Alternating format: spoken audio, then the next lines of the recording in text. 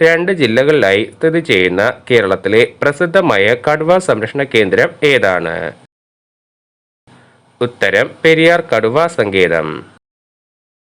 കടുവ സംരക്ഷണ കേന്ദ്രങ്ങളിൽ അല്ലാതെ കേരളത്തിലെ വന്യജീവി സങ്കേതങ്ങളിൽ ഏറ്റവും കൂടുതൽ കടുവകളെ കാണപ്പെടുന്നത് എവിടെയാണ്?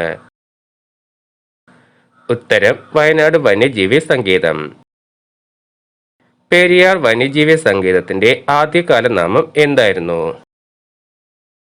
ഉത്തരം നെല്ലിക്കാമ്പട്ടി. കേരളത്തിലെ ഏറ്റവും ചെറിയ ദേശീയ ഉദ്യാനം ഏതാണ്? ഉത്തരം പാമ്പാടും ചോല ദേശീയ ഉദ്യാനം. പാമ്പാടും ചോല ദേശീയ ഉദ്യാനം സ്ഥിതി ചെയ്യുന്ന ജില്ല? ഉത്തരം ഇടുക്കി. ദിനോസറുകളുടെ കാലത്തുണ്ടായിരുന്ന അപൂർവമായ ട്രീ ഫോൺ എന്ന പന്നൽ ചെടികൾ കാണപ്പെടുന്ന കേരളത്തിലെ ഏക ദേശീയ ഉദ്യാനം ഏതാണ്? ഉത്തരം ആനമുടിച്ചോല ദേശീയ ഉദ്യാനം. ആനമുടിച്ചോല ദേശീയ ഉദ്യാനം സ്ഥിതി ചെയ്യുന്ന ജില്ല? ഉത്തരം ഇടുക്കി. കേരളത്തിലൂടെ ഔദ്യോഗിക പ്രവേശന കവാടമില്ലാത്ത ഏക വന്യജീവി സംരക്ഷണ കേന്ദ്രം ഏതാണ്? ഉത്തരം പറമ്പിക്കുളം കടുവാ സങ്കേതം. കേരളത്തിൽ ഏറ്റവും ഒടുവിലായി രൂപീകൃതമായ കടുവ സംരക്ഷണ കേന്ദ്രം ഏതാണ്? ഉത്തരം പറമ്പിക്കുളം കടുവാ സങ്കേതം. ലോകത്ത് ഇന്ന് കാണപ്പെടുന്ന ഏറ്റവും വലിയ തേക്കുമരം നിൽക്കുന്നത് എവിടെയാണ്? ഉത്തരം പറമ്പിക്കുളത്ത്. കന്നിമരം എന്നറിയപ്പെടുന്ന ഈ തേക്ക് ലോക ശ്രദ്ധ പിടിച്ചു പറ്റിയതാണ്. 6000 വർഷത്തെ പഴക്കമുണ്ട് ഇതിന്. 47 മീറ്റർ നീളവും 7.5 മീറ്റർ ചുറ്റുവണ്ണവുമുണ്ട്. തമിഴ്നാടിന്റെ കളക്കാട് മുണ്ടൻതുറൈ കടുവാ സംരക്ഷണ മേഖലയോട് അതിർത്തി പങ്കിടുന്ന കേരളത്തിലെ പ്രസിദ്ധമായ വന്യജീവി സങ്കേതം ഏതാണ്? ഉത്തരം പേപ്പാറ വന്യജീവി സങ്കേതം. കേരളത്തിൽ ഒരു വൃക്ഷത്തിന്റെ പേരിൽ അറിയപ്പെടുന്ന ഏക വന്യജീവി സംരക്ഷണ കേന്ദ്രം ഏതാണ്? ഉത്തരം ശെന്തുരണി വന്യജീവി സങ്കേതം. ശെന്തുരണി വന്യജീവി സങ്കേതത്തിന്റെ ആസ്ഥാനം എവിടെയാണ്? ഉത്തരം കൊല്ലം ജില്ലയിലെ തെന്മലയിൽ. ചാമ്പൽ മലയണ്ണാൻ, നക്ഷത്ര ആമ എന്നീ വന്യജീവികൾ കാണപ്പെടുന്ന കേരളത്തിലെ ഏക വന്യജീവി സങ്കേതം ഏതാണ്?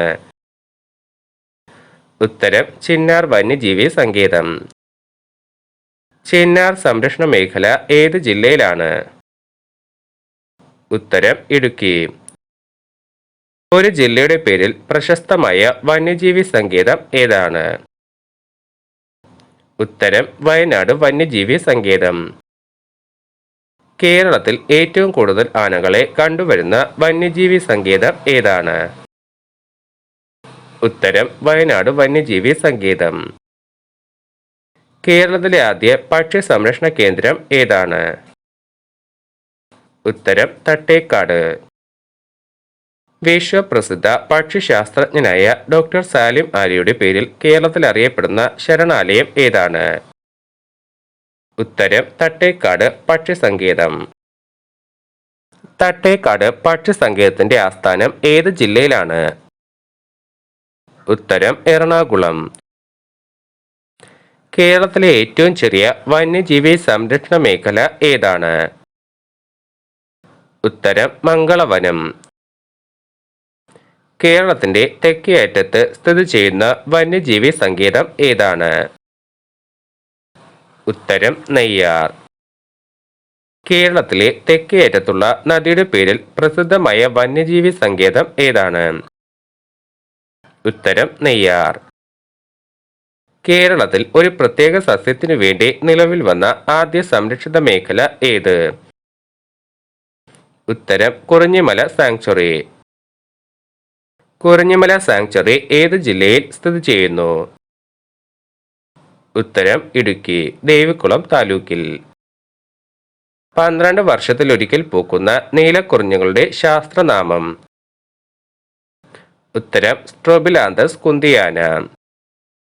ദേശീയ പക്ഷിയായ മയിലിന്റെ സംരക്ഷണത്തിനായി കേരളത്തിൽ രൂപീകൃതമായ പ്രഥമ സങ്കേതം ഏതാണ്?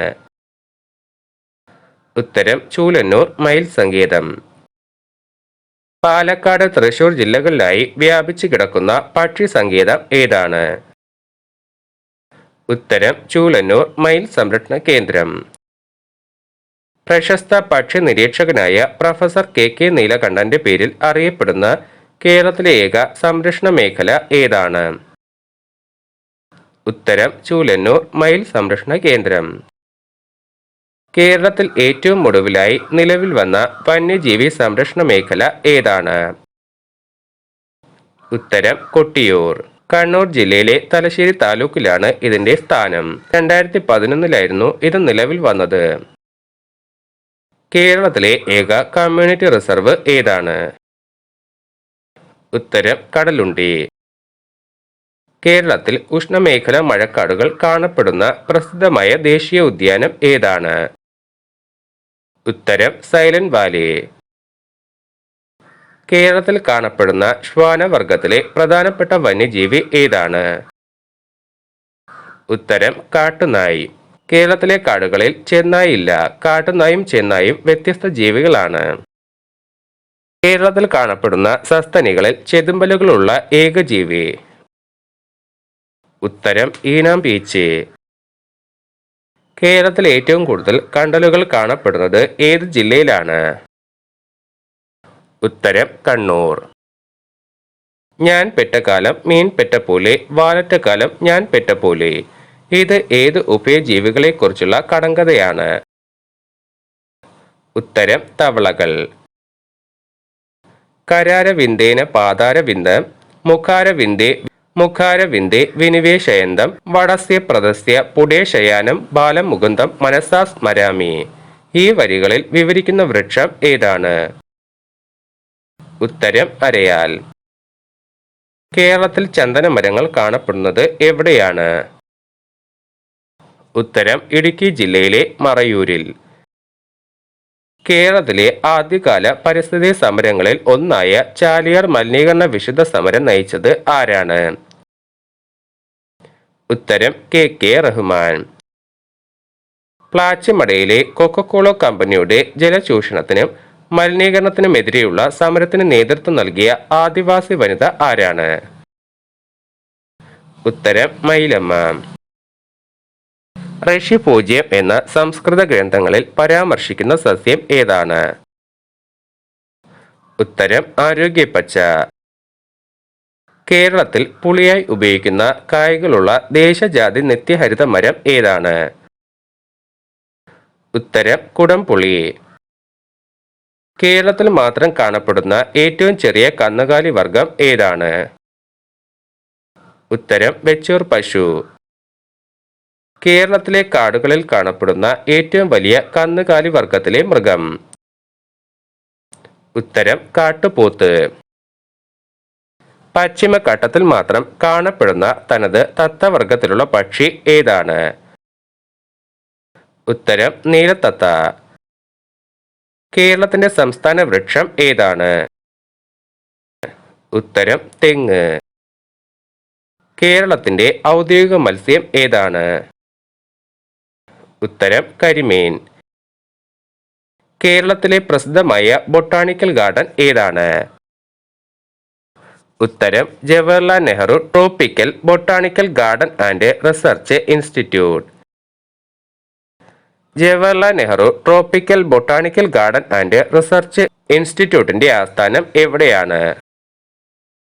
ഉത്തരം തിരുവനന്തപുരം ജില്ലയിലെ പാലോട്. വെച്ചൂർ പശുവിനെ കാണപ്പെടുന്ന പ്രദേശം? ഉത്തരം കോട്ടയം. കേരളത്തിലെ ഏറ്റവും ഉയരത്തിൽ സ്ഥിതി ചെയ്യുന്ന ശുദ്ധജല തടാകം ഏതാണ്? ഉത്തരം പൂക്കോട്, വയനാട്. കേരളത്തിലെ ഏറ്റവും നീളം കൂടിയ നദി ഏതാണ്? ഉത്തരം പെരിയാർ. കേരളത്തിലെ ഏറ്റവും നീളം കൂടിയ രണ്ടാമത്തെ നദി ഏതാണ്? ഉത്തരം ഭാരതപ്പുഴ. കേരളത്തിൽ ഏറ്റവും കൂടുതൽ അണക്കെട്ടുകൾ ഉൾക്കൊള്ളുന്ന നദി ഏതാണ്? ഉത്തരം പെരിയാർ. കേരളത്തിന് തെക്കേ അറ്റത്തുള്ള നദി ഏതാണ്? ഉത്തരം നെയ്യാർ. കേരളത്തിൽ പടിഞ്ഞാറോട്ടൊഴുകുന്ന നദികളുടെ എണ്ണം. ഉത്തരം 41. കേരളത്തിൽ കിഴക്കോട്ടൊഴുകുന്ന നദികൾ ഏതെല്ലാമാണ്? ഉത്തരം കബനി, ഭവാനി, പാമ്പാർ. കബനി നദിയിലെ പ്രശസ്തമായ ദ്വീപ് ഏതാണ്? ഉത്തരം കുറുവ ദ്വീപ്. കേരളത്തിലെ ഏറ്റവും വലിയ കായൽ? ഉത്തരം വേമ്പനാട്ട് കായൽ.